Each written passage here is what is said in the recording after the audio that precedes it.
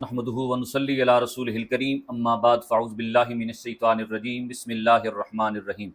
اللہ تعالیٰ نے قرآن مجید میں ارشاد فرمایا ہے ان اللہ یحب الذین یقاتلون فی سبیلہ صفا کانہم بنیان مرصوص۔ یہاں پہ قرآن مجید کی اس آیہ کریمہ میں ایک جملے کا اللہ تعالیٰ نے استعمال کیا ہے اور وہ ہے بنیان مرصوص۔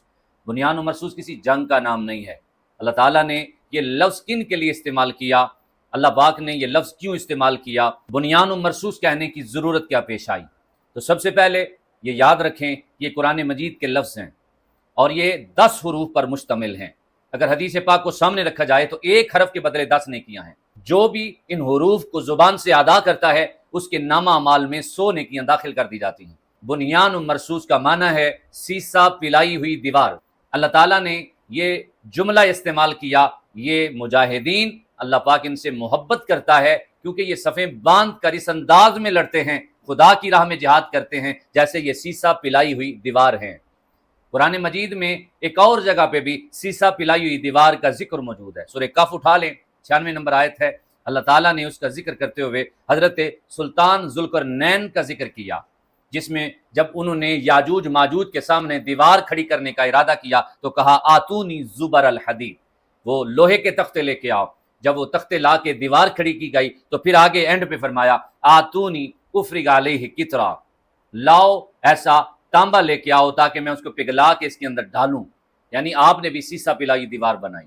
اگر تاریخ میں دیکھا جائے تو حضرت سلطان نور الدین زنگی کو بھی یہ سعادت نصیب ہوئی کہ جب یہودیوں نے سازش کی اور سازش کر کے رسول اللہ صلی اللہ علیہ وسلم کے جسم اقدس کو اپنے ناپاک ہاتھوں سے نکالنے کی کوشش کی گئی تو ان کی ڈیوٹی لگی کہ ان کا سر کچلا جائے اور انہیں نیست و نابود کیا جائے۔ تو نور الدین زنگی نے یہ سعادت حاصل کی کہ آپ نے نہ صرف ان کے ناپاک ہاتھوں کو جڑ سے مٹایا بلکہ حضور کے روضہ پاک کے ارد گرد ایسی دیوار کھڑی کی گئی جس میں تانبا پگھلا کے اس کو سیسا پلائی ہوئی دیوار بنا دیا گیا۔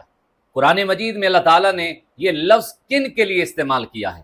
یہ مجاہدین کے لیے استعمال کیا ہے۔ وہ مجاہدین جن کے پاس ایٹم بم نہیں تھا، جن کے پاس کوئی جدید اسلحہ بھی نہیں تھا، جن کے پاس وہ مکمل سامان حرب بھی نہیں تھا، لیکن ان کے پاس جذبہ شہادت تھا، ان کے پاس جذبہ ایمانی تھا۔ انہی کی روحانی اولاد ان کو جب اللہ نے یہ موقع عطا کیا، پاکستانیوں کو، پاکستان کی پاک افواج کو جب یہ موقع عطا کیا، جن کے پاس ایٹم بم بھی موجود ہے، جن کے پاس شاہین بھی موجود ہے، جن کے پاس غوری بھی موجود ہے، جن کے پاس جدید اسلحہ بھی موجود ہے، اور سب سے بڑی بات جن کے پاس جذبہ شہادت بھی موجود ہے، جن کے پاس جذبہ ایمانی بھی موجود ہے، ان صحابہ اور اہل بیت کی روحانی اولادوں نے وہ کر دکھایا کہ دشمن کے گھر میں جا کے ایسا وار کیا کہ ان کی نسلیں بھی یاد رکھیں گی۔ اور وہ یہ سمجھ گئے کہ یہ مجاہدین اسلام یہ وہ مجاہد ہیں، وہ شیر ہیں جنہوں نے اپنی ماؤں کی گودوں سے یہ سیکھا ہے کہ آگے بڑھنا عزت ہے۔ یہ جو پوری دنیا میں آج بنیان مرصوص، آپریشن بنیان مرصوص کی بات کی جا رہی ہے، یہ وہ قرآنک لفظ ہیں جو اللہ پاک نے قرآن مجید میں جن کا استعمال کیا۔ بلکہ اس کا ایک دوسرا نام بھی ہے آہنی دیوار۔